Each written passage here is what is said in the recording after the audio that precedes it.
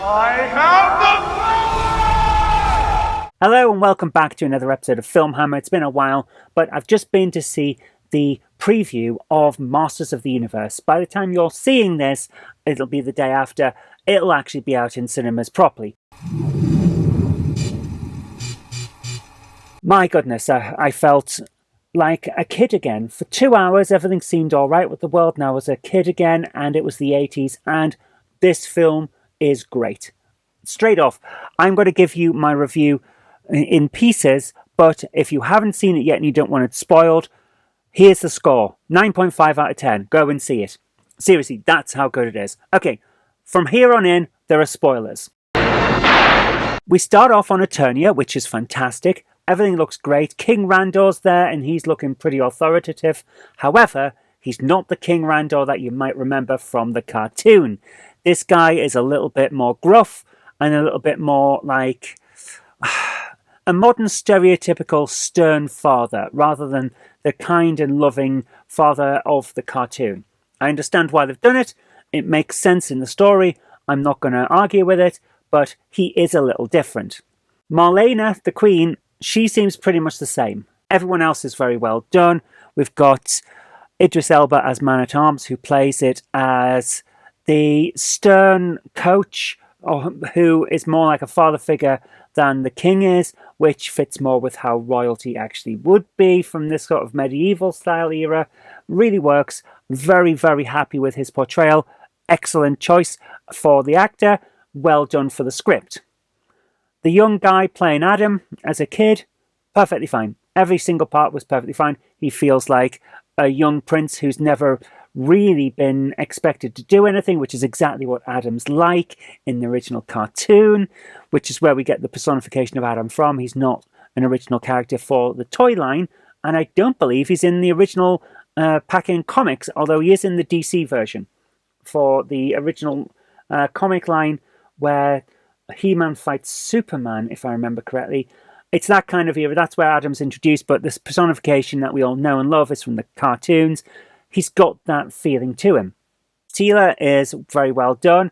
The actress is pretty damn good at it, and she does a good job as the kind of sister figure. Kind of saw the romance coming. It's not massive, but it's there in the background. It's like these two grew up more like brother and sister, but now they're coming to realize that, well, they're not actually related. Is this a familial feeling of love, or is it something else?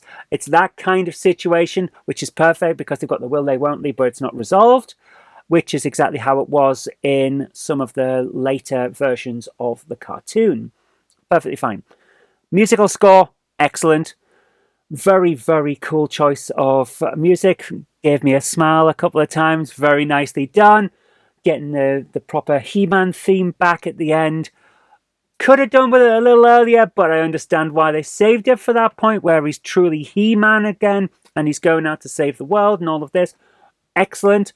Really enjoyed that.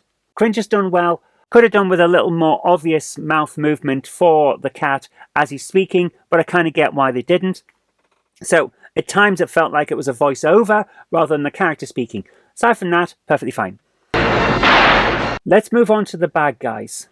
Beastman, he's not quite there. He's more like the film Beastman from the 80s, which I kind of get. I understand why, but it would have been a little bit better if he was more like the Beastman of the cartoon, because then he could play off against Jared Leto, who is definitely doing more of the cartoon Skeletor than the Frank Langella film Skeletor. Really like that, actually. That was a good way of doing it. Don't compete with Frank Langella. Go with actually giving us something we haven't seen for a long time. Very nice choice. I was expecting Jared Leto to be the weakest part of this film. He's actually one of the stronger parts. Very surprising, but a welcome surprise. He actually plays it really well. He even calls some of the bad guys boobs at one point, which is something that the original Skeletor in the cartoon did. Fantastic. Loved that. Gave me a chuckle. Evil Lynn, she's more like she is in the cartoon than I would have liked. The reason I'm saying this is because she didn't do an awful lot in the cartoon, and she doesn't do an awful lot in this film. There's this hint there that she's got her own plans and her own schemes, and she's not really fully on Skeletor's side, which comes in from the 2000s reboot cartoon, but she hasn't got the characterization of the 2000s reboot cartoon. She's still the, yes, we've got another woman here, so we've got two uses for the woman figure in the toy line. You know, that kind of thing.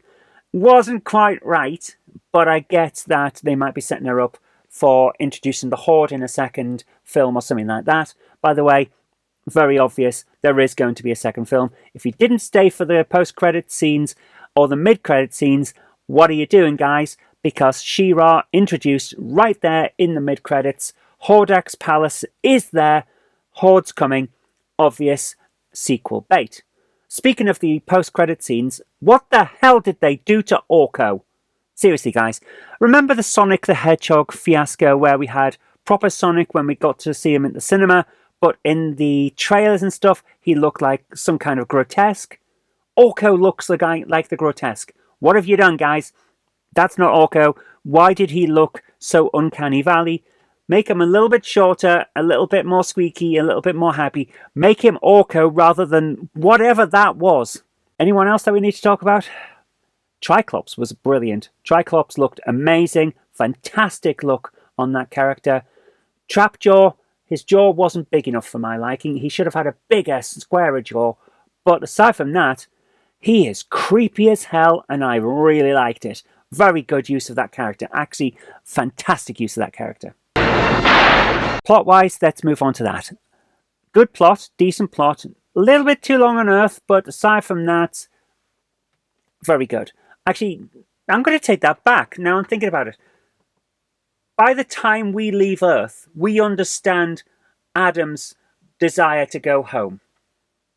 It's that kind of length. So I get from the thematic point of view, making the audience really feel like, yes, let's get back to Eternia. It works, but is it working because that's what they were aiming for with the mundanity of Earth life? Or were we just thinking as an audience, get on with it? It's a tight balancing act, and I'm not sure. I felt like it was a little too long, to be honest with you, but I understand if it was trying to do it to make you feel the frustrations that Adam felt, because I did feel the frustrations that Adam felt. I wanted to get back to Eternia. That's the only problem I had with that, aside from the jokes. It falls into the Marvel formula. We've got this proper poignant scene, or we've got this super dramatic scene, or we've got this amazing feel-good scene. Let's spoil it with a joke. I don't feel we needed that. The heroes are marching to battle to save the world. Why did they have to stop and cough because all the toxic gases and stuff were around when they blew something up? Guys, ignore that. Give us the dramatic moment. We're here to see the drama and the action. You managed to get it full on earlier on with the action sequences. He-Man actually kicks a lot of arse. This is great stuff. And you didn't end that with a joke, but you did with the extra dramatic scene near the end, building up to the climax of the film, and you kill the entire moment to tell a stupid joke and then expect us to jump straight back into the action. You can't do that, guys. You've got to get away from the Marvel formula that is ruining Marvel's films. Aside from that, good script. Little long, good script. But overall, that's the only issues I had with this film. I went in there hoping that it would be good. I never expect a film to be excellent. I thought they might have shown all of the great bits in the trailer and got us all hyped for it, but no, actually, it was a good film. So I'm really happy with it. For 2 hours, I was a kid again, and it was the 80s again, and everything was all right with the world. That is all I could ask for from a film like this. Really enjoyed it. Thoroughly worthwhile going to see. I'll definitely be getting it on Blu-ray and watching it on streaming when it comes out there as well. But, yeah, couldn't have asked for much more than that. 9.5 out of 10. Solid recommendation. Go and see it. Okay, that's all I've got for you today. Thank you so much for joining me. I hope you've enjoyed it as much as I have. Take care. Happy film watching. And I'll see you next time. I'd like to give a big shout out to everyone who supports me on Patreon. Without you guys, I really couldn't continue making all of these shows. And if you would like to join our fantastic Patreon heroes here, go over to patreon.com/Zoe Kirk-Robinson. It really does help us out. Thank you so much, guys.